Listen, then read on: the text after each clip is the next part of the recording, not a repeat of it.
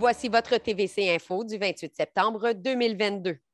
On parle de la Journée internationale de l'alphabétisation, on discute tourisme et on s'informe au sport avec les Tigres au football et les Flames pour le hockey.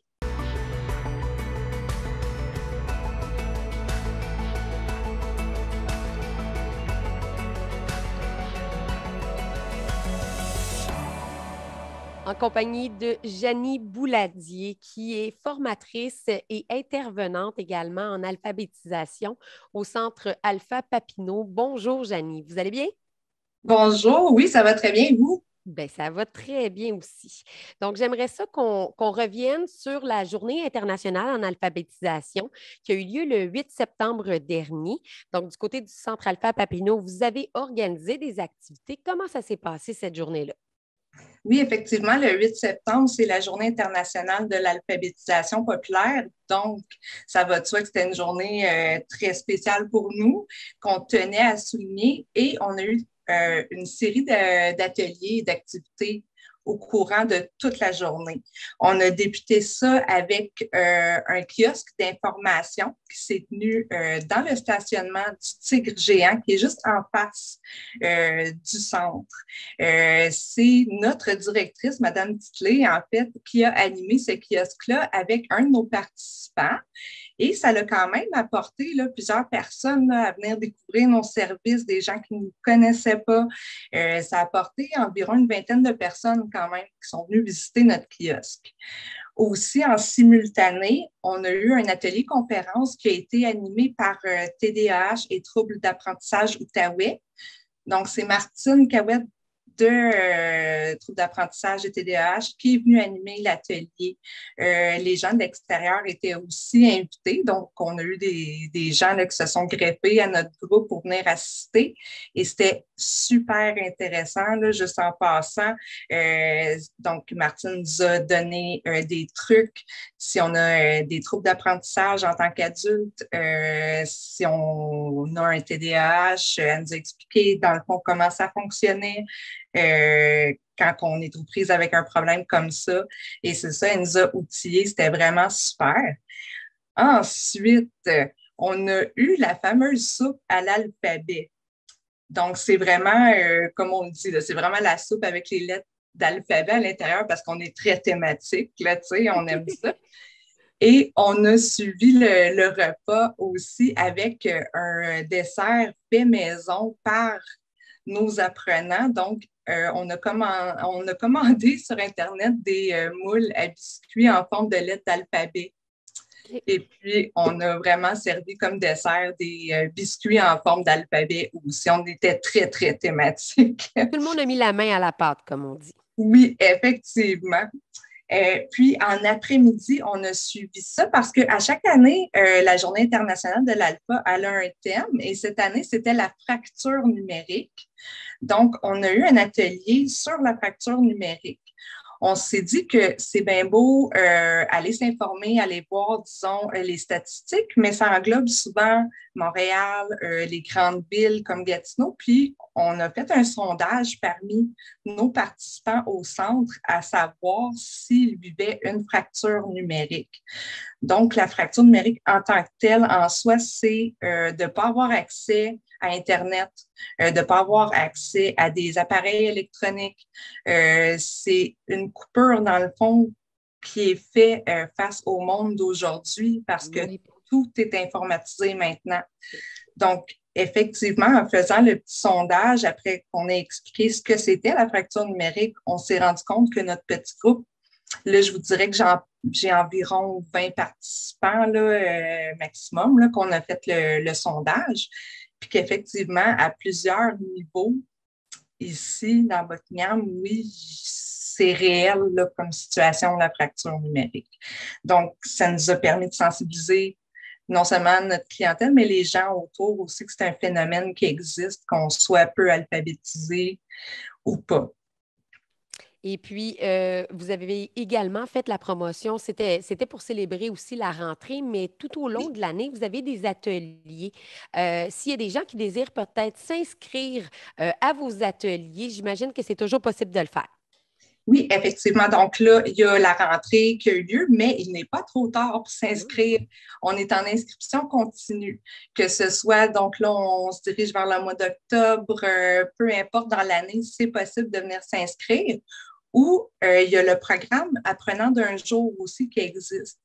C'est-à-dire que si on veut voir si le centre correspond à nos besoins, si on veut voir comment ça fonctionne, c'est quoi la dynamique, c'est possible d'appeler pour prendre rendez-vous pour venir passer un avant-midi, un après-midi ou une journée complète avec nous pour voir si ça correspond. Donc, ça, c'est faisable par téléphone au Centre Alpha Papineau ou aussi, vous pouvez nous écrire sur notre page Facebook. Vous répondez rapidement. Très rapidement, oui. Parfait. Et puis, pour les ateliers que vous offrez justement pour l'automne, qu'est-ce qu'on a qui est offert en ce moment? Eh bien, quand on pense à l'alphabétisation populaire, on va penser souvent français, mathématiques, mais on fait vraiment de tout au Centre Alpha Papineau. Donc, prochainement, on devrait avoir un atelier de menuiserie qui s'en vient, mais aussi, là, c'est sûr, sur la thématique de l'automne, sur la thématique de l'Halloween.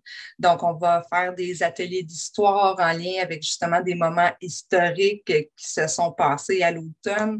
On va voir, mon Dieu, un peu de tout, là, dans le fond. Tu sais, tout ce qu'on se dit, Colin, pourquoi qu'on ne nous a pas montré ça à l'école, là? Bien, ici, peu importe le sujet qui intéresse nos participants, on va s'arranger pour transformer ça en atelier. Merci beaucoup, Janie, de t'être entretenue avec nous et de faire un retour là, sur cette journée internationale de l'alphabétisation qui est très importante et qui a eu lieu le 8 septembre dernier. Merci beaucoup et au plaisir de se reparler. Merci beaucoup. Bonjour.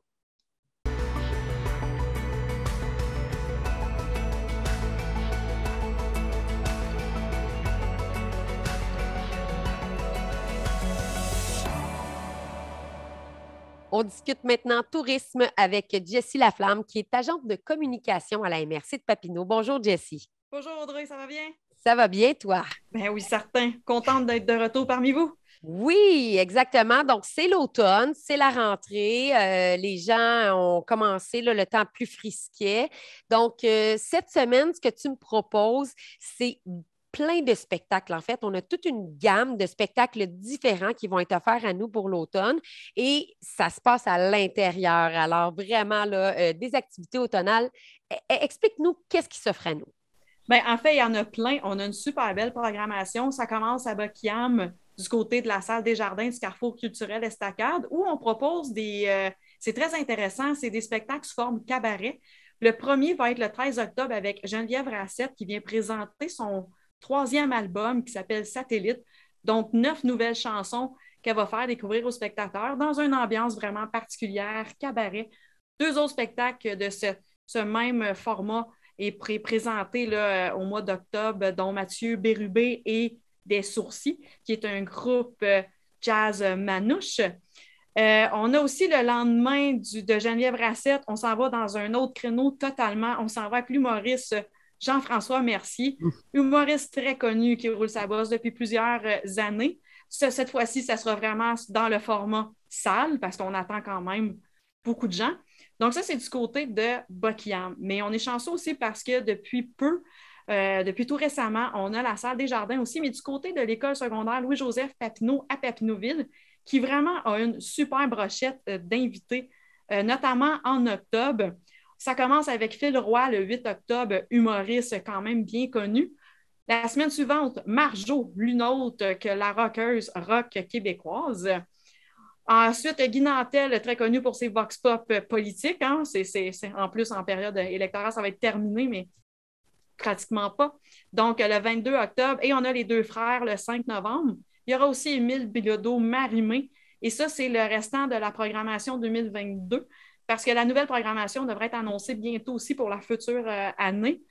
Donc, très chanceux. Et on a du côté de Saint-André-Avelin, l'une autre que les Beatles et U2.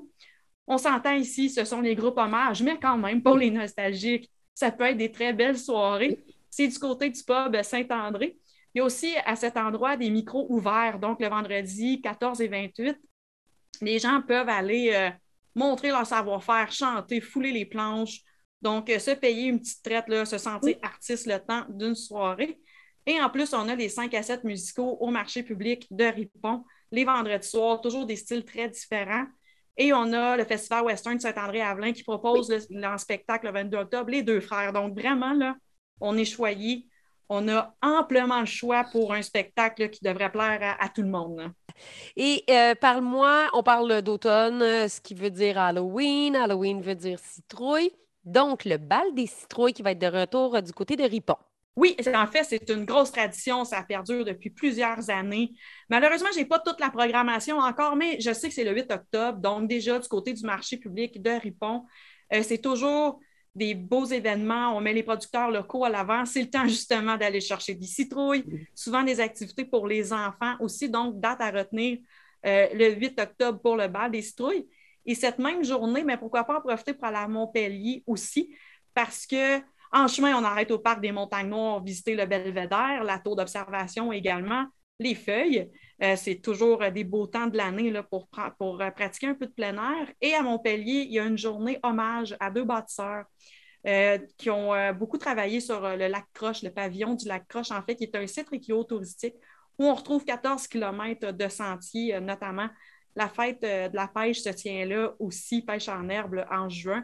Et Réo Faubert et Robert Riopel seront honorés lors du 8 octobre. La municipalité fait ça en grand, donne des hot dogs à tout le monde, toute la population est invitée. Donc, pourquoi ne pas en profiter, petit tour à Ripon et à Montpellier pour profiter des couleurs automnales. Et on termine en parlant du Forum touristique 2.0.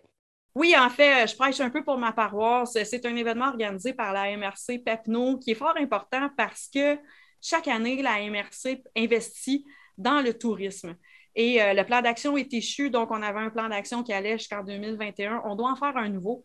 Et le but du forum, c'est de vraiment savoir dans quoi on doit investir l'argent, c'est quoi les projets, c'est quoi les priorités. Donc, tous les intervenants touristiques, entrepreneurs, festivaliers, tout le monde est invité, les travailleurs du domaine touristique, aussi les élus, évidemment, vont être invités à vraiment définir c'est quoi les priorités de ce domaine fort important pour la région, parce qu'on sait, on a 3 CEPAC, le Fermont-Château-Montebello, Parc Oméga, on est vraiment choyés, on a des beaux incontournables et on a surtout des gens d'exception qu'on appelle nos inspirateurs. On en a 19 qu'on va mettre de l'avant lors de cet événement. Les gens ont la chance de les connaître davantage. On a tourné des capsules vidéo avec eux et c'est vraiment des inspirateurs qui viennent de tous les milieux. Donc, des artistes, des entrepreneurs. Là, je pense spontanément à Alain Boyer de la fromagerie Montebello qui vient d'investir des milliers dans sa fromagerie, qui a changé en plus comme si ce n'était pas assez, a acheté un casse-croûte, l'a transformé en casse-croûte de luxe. On a la ferme Briley qui est 5 générations d'agriculteurs, des artistes comme Jean-Yves Guindon qui vivent de leur œuvre depuis plusieurs années. Donc, on veut vraiment mettre nos gens de l'avant, on veut qu'ils apprennent à se connaître. C'est une journée fort intéressante. Ça se déroule le 18 octobre du côté du Fermont-Château-Montebello. Et donc, si les gens veulent des informations supplémentaires, possibilité d'aller sur le site de la MRC Papineau, tout y est. Il faut s'inscrire via Eventbrite. Mais on invite vraiment, là, on a très hâte à cette journée. Merci beaucoup, Jessie, pour toutes ces informations. Et je pense qu'on ne manque pas d'activités là, à faire dans notre coin. Donc, on vous invite là, fortement à consulter le site Internet si on a donné l'information trop rapidement. Rappelle-nous l'adresse du site Internet, s'il te plaît. C'est le mrcpapineau.com. Parfait. Merci beaucoup, Jessie, et au plaisir de discuter à nouveau pour d'autres activités dans la région. Certainement. Merci. Merci à toi.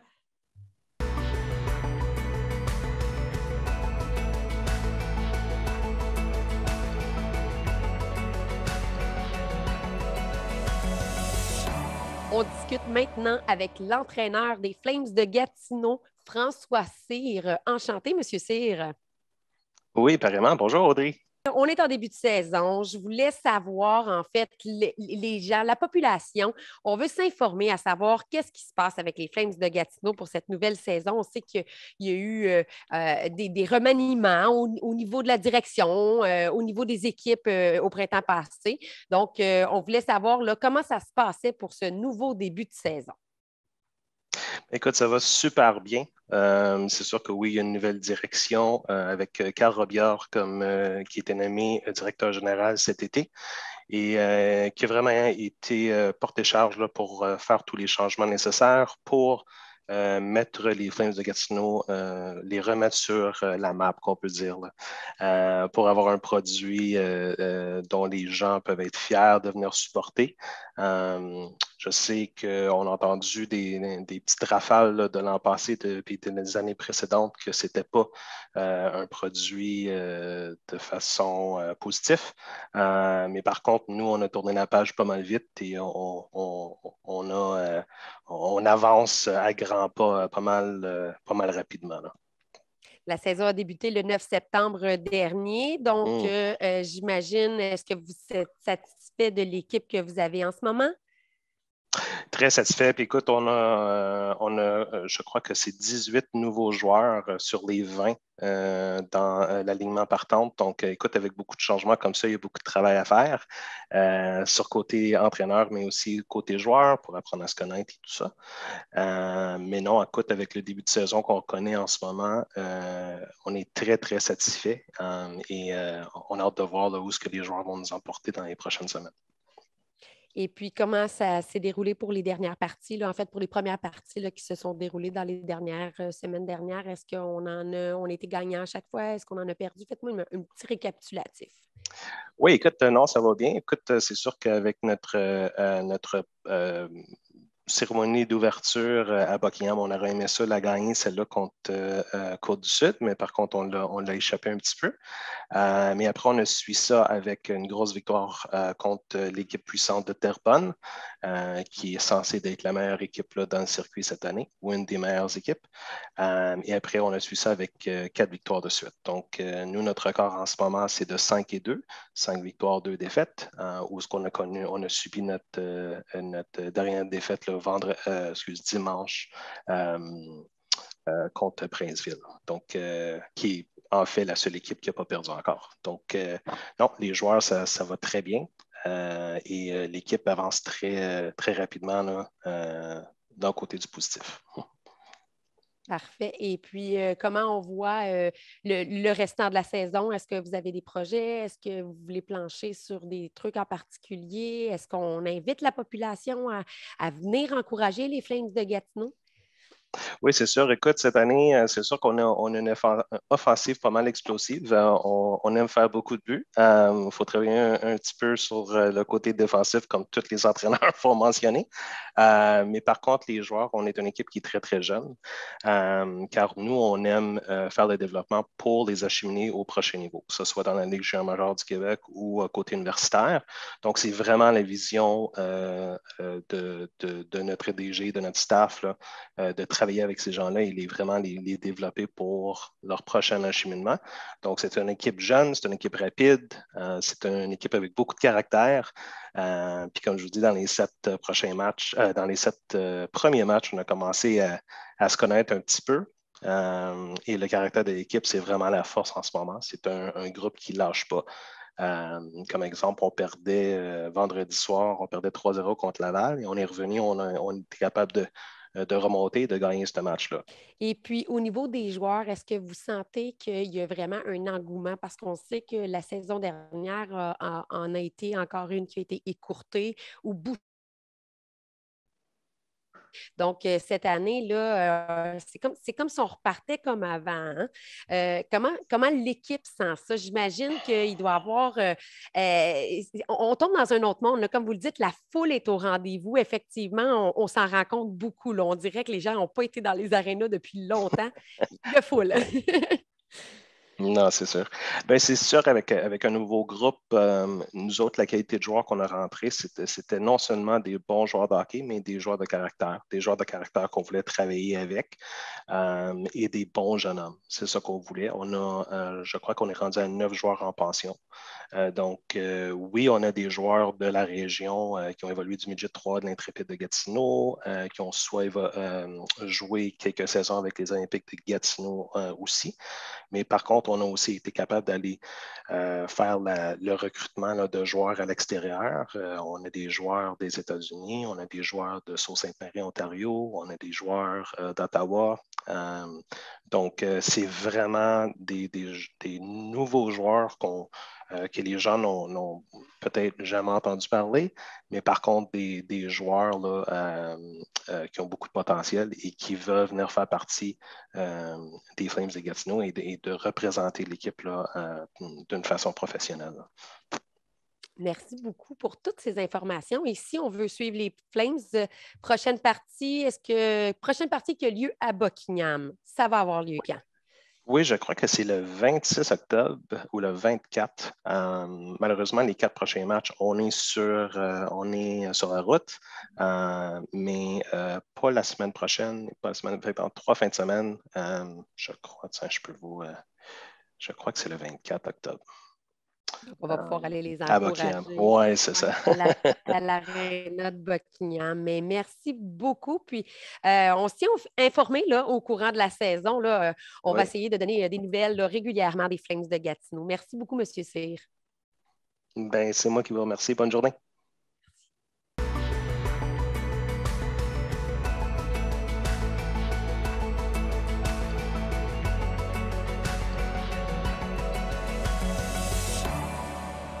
On parle sport maintenant avec Michel Roy, qui est président du programme de football Les Tigres de l'école secondaire Hormidas-Gamelin. Bonjour, Monsieur Roy, vous allez bien? Je vais très bien vous-même. Ben oui, on est là pour parler de la saison des Tigres. On est déjà à la mi de la saison, mais parlez-moi, là, on va revenir un peu en arrière. Là. Parlez-moi un peu de l'équipe, parlez-moi aussi un peu là, des matchs qui se sont disputés en début de saison. Bon, c'est parfait. Nous, on fait notre 20e anniversaire d'existence cette année. Alors, je vous avoue que ces 20 ans-là, ils ont passé pas mal vite. Dans les dernières années, on a gagné quand même notre part de championnat et de bannière. Les 15-16 premières années du programme, je pense, avons vraiment fait bien les choses sur le terrain. Les dernières années, c'est un petit peu difficile sur bien des aspects au niveau participation. Il y a eu la peur des commotions, le manque d'intérêt, etc. Alors, on a eu la merveilleuse pandémie qui nous a frappé de plein fouet.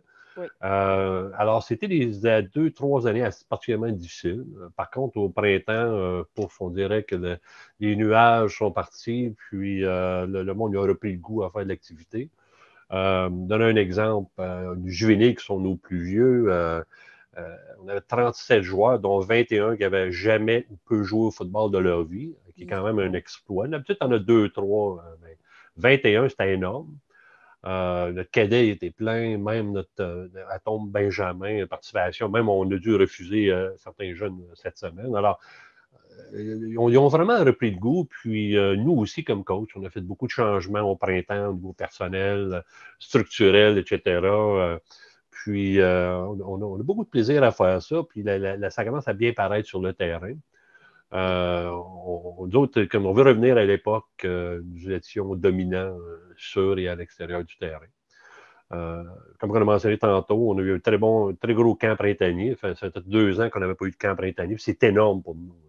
Ça, c'est la période de l'année que tu montes tout le côté technique de la game, puis vers l'automne, tu vois plus vers le côté technique, tactique, etc. Alors, une chance, parce qu'avec 21 nouveaux, non, ça n'a pas fonctionné. On a eu un début de saison. Si on regarde, nous, on fait faire les statistiques, puis on a tout fait sauf gagner. Le temps de possession, les verges, etc. Alors, on a gagné notre premier match le week-end dernier contre l'école Philemon Wright. On se prépare à un match contre le Collège Le Tendre cette semaine. Je regarde notre cadet, il va extrêmement bien. Les choses vont bien. On est quand même très enthousiaste. Puis les objectifs sont très clairs. C'est se développer pendant toute la saison régulière. Puis quand on arrive à la vraie saison, qui sont les éliminatoires, mais là, performer. C'est ça, ils sont en vers ça. Donc, on va se mettre tranquillement dans le bain, c'est le cas de le dire. Hein? Surtout comme avec beaucoup de nouveaux joueurs comme ça. Il faut qu'ils s'adaptent à jouer ensemble, mais il faut aussi que vous vous adaptiez avec ces nouveaux joueurs-là. Ben, vous savez, je pense qu'on on commence à avoir pas mal d'expérience. On est quand même choyés chez nous parce qu'on a un bon mélange de vieux. Je me mets dans cette catégorie-là. Puis, des jeunes coachs techniquement impeccables. Puis c'est tous des anciens joueurs, la majorité.